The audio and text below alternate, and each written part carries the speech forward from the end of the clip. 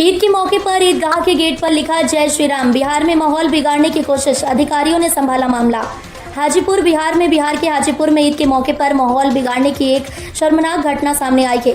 असामाजिक तत्वों ने ईदगाह के गेट पर जय श्री राम लिखा, जिससे क्षेत्र में तनाव फैल गया। इस घटना के बाद पुलिस और प्रशासन ने तुरंत स्थिति को काबू में किया और क्षेत्र में शांति बनाए रखने की कोशिश की। ईदगाह की दीवार पर लिखे गए सभी शब्दों को पुलिस की निगरानी में हटा दिया गया। यह घटना हाजीपुर के ईदगाह के दरगाह के पास स्थित ईदगाह की है। असामाजिक तत्वों ने ईदगाह के गेट पर जय श्री राम के लिखकर इलाके का माहौल बिगाड़ने की कोशिश की। इस घटना के बाद इलाके में तनाव फैल गया और लोगों में गुस्से की लहर दौड़ गई, लेकिन पुलिस और प्रशासन ने जल्दी ही इस स्थिति को संभाल लिया और लोगों को शांत किया। घटना के बाद पुलिस और प्रशासन ने तुरंत कार्रवाई करते हुए क्षेत्र में शांति स्थापित करने की कोशिश की। सभी लिखे गए शब्दों को पुलिस ने अपनी निगरानी में हटाया। झारखंड के एक गांव से 28 IEDs बरामद, बारूद और डेटोनेटर भी जब्त।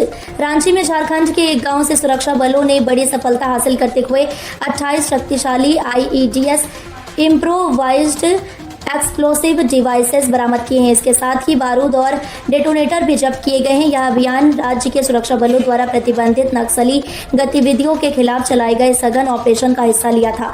अधिकारियों के मुताबिक यहां बड़ी मात्रा में विस्फोटक सामग्री के जब्त होने से नक्सलियों की बड़ी साजिश को नाकाम किया गया है, जो क्षेत्र में सुरक्षा के लिए बड़ा खतरा बन सकती थी। सूत्रों के अनुसार यह विस्फोटक सामग्री झारखंड के एक दूरदराज के गांव में छिपा कर रखी गई थी।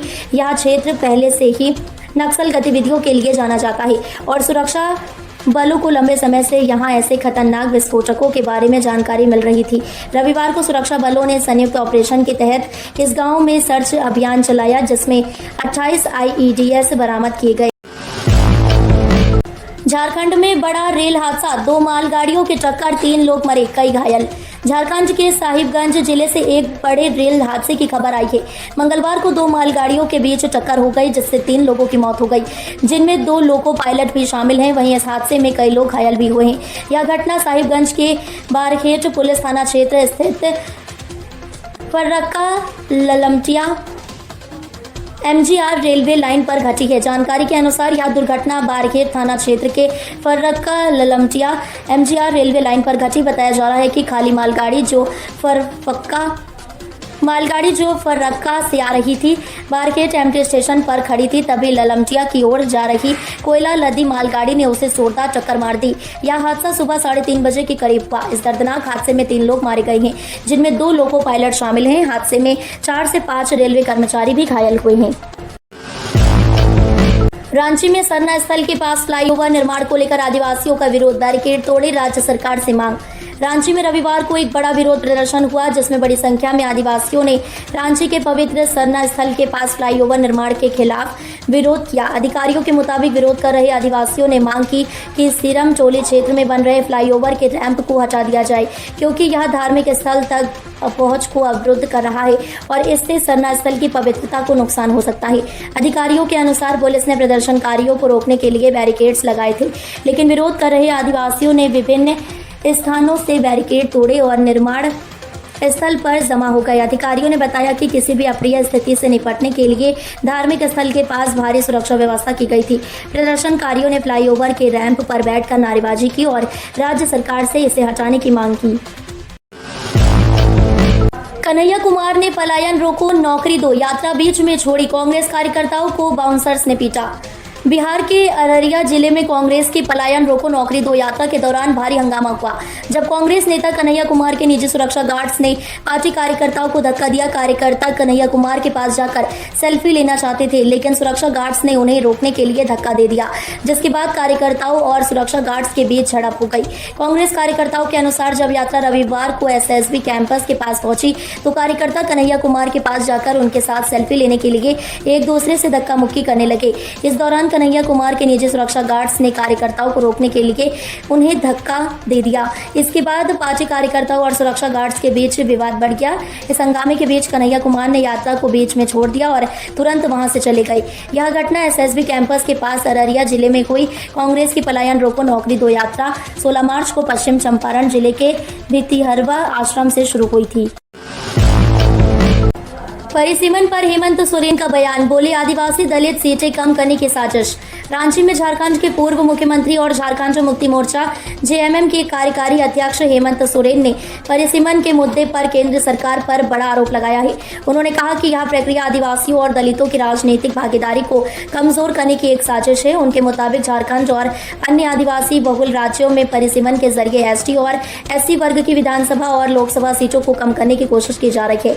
इससे इन वर्गों का राजनीतिक प्रतिनिधित्व कमजोर हो सकता है। हेमंत सोरेन ने कहा कि परिसीमन आयोग की सिफारिशें आदिवासियों और दलितों के हक पर हमला है। उन्होंने आरोप लगाया कि केंद्र सरकार संविधान के मूल ढांचे के खिलाफ जाकर सामाजिक न्याय को कमजोर करना चाहती है। सोरेन ने कहा परिसीमन की आड़ में आदिवासी और दलित बहुल सीटों को घटाने की कोशिश की जा रही है। यह सीधे तौर पर आदिवासी और दलित समाज के अधिकारियों का हनन है। प्रधानमंत्री नरेंद्र मोदी ने बांग्लादेश की अंतरिम सरकार के प्रमुख मोहम्मद यूनुस को ईद उल अजहा की शुभकामनाएं दी हैं। इस अवसर पर पीएम मोदी ने दोनों देशों के बीच मजबूत द्विपक्षीय संबंधों और ऐतिहासिक सांस्कृतिक संबंधों को लेकर भी अपने संदेश में बात की।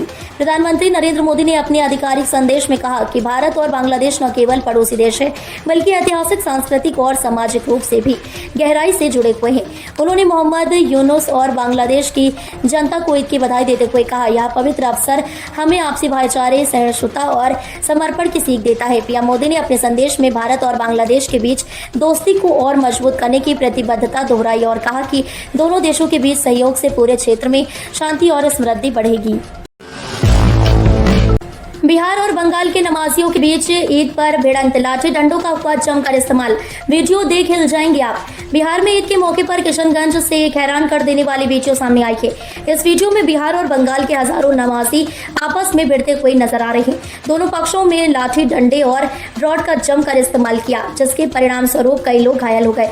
इस झगड़े के कारण मौके पर अफरा तफरी का माहौल बन गया और लोग इधर उधर भागते हुए दिखाई दिए। यह पूरी घटना किशनगंज जिले के पहाड़ कच्चा थाना क्षेत्र स्थित पनासी पंचायत के रत्नापुर हाई स्कूल के पास स्थित ईदगाह की है। प्राप्त जानकारी के अनुसार बिहार और बंगाल के लोग यहां पर वर्षों से ईद के मौके पर नमाज अदा करते आ रहे हैं। स्थानीय लोगों का कहना है कि बिहार और बंगाल के नमाजियों के लिए अलग अलग समय तय किए गए थे। यहाँ पहले बंगाल के लोग नमाज अदा करते हैं, उसके बाद बिहार के लोग नमाज पढ़ते हैं, लेकिन सोमवार को बंगाल के लोगों ने तय समय से ज्यादा देर तक नमाज अदा की। चिराग के चाचा पर गंभीर आरोप, रामविलास पासवान की पहली पत्नी के साथ बदसलूकी की बात सामने आई। पार्टी ने उठाए गंभीर सवाल। लोक जनशक्ति पार्टी रामविलास एलजेपी आरवी ने अपने चाचा और राजनीतिक प्रतिद्वंदी पशुपति कुमार पारस पर गंभीर आरोप लगाए हैं। सोमवार को एलजेपी आरवी ने आरोप लगाया कि पशुपति कुमार पारस ने पूर्व केंद्रीय मंत्री स्वर्गीय रामविलास पासवान की पहली पत्नी राजकुमारी देवी के साथ बदसलूकी की और उन्हें उनके पैतृक घर से बाहर करने की कोशिश की। एलजेपी आरवी के प्रदेश अध्यक्ष राजू तिवारी ने कहा कि पारस और उनके छोटे भाई रामचंद्र पासवान की पत्नियों ने हाल ही में राजकुमारी देवी को बिहार के खगड़िया जिले स्थित उनके पैतृक घर से बाहर निकालने की कोशिश की। रामविलास पासवान ने राजकुमारी देवी से 20 साल पहले विवाह किया था। इसके बाद उन्होंने चिराग की मां रीना से शादी की थी। तिवारी ने कहा, जैसे कि हमारे राष्ट्रीय अध्यक्ष चिराग पासवान को इस घटना के बारे में पता चला, उन्होंने रामचंद्र पासवान के बेटे प्रिंस पासवान को उनके पैतृक गाँव सहार बनी भेजने के लिए कहा और स्थिति का जायजा लिया। कप्तान अजिंक्य रहाणे ने बल्लेबाजों पर फोड़ा हार का ठिकरा, बताया कहां हुई चूक। नई दिल्ली में कोलकाता नाइट राइडर्स केकेआर के कप्तान अजिंक्य रहाणे ने मुंबई इंडियंस के खिलाफ मिली करारी हार के बाद टीम की बल्लेबाजी को इसके लिए जिम्मेदार ठहराया है। मुंबई इंडियंस के खिलाफ खेले गए इस मुकाबले में कोलकाता की टीम को 6 विकेट से हार का सामना करना पड़ा। मैच के बाद रहाणे ने स्वीकार किया कि उनकी टीम ने बल्लेबाजी में कई गलतियां की, जिससे वे अच्छा स्कोर नहीं बना सके। मैच के बाद प्रेस कॉन्फ्रेंस में अजिंक्य रहाणे ने कहा, हमारी टीम की बल्लेबाजी बहुत निराशाजनक रही। हम अच्छी शुरुआत नहीं कर सके और मध्यक्रम के बल्लेबाज भी टिक नहीं पाए।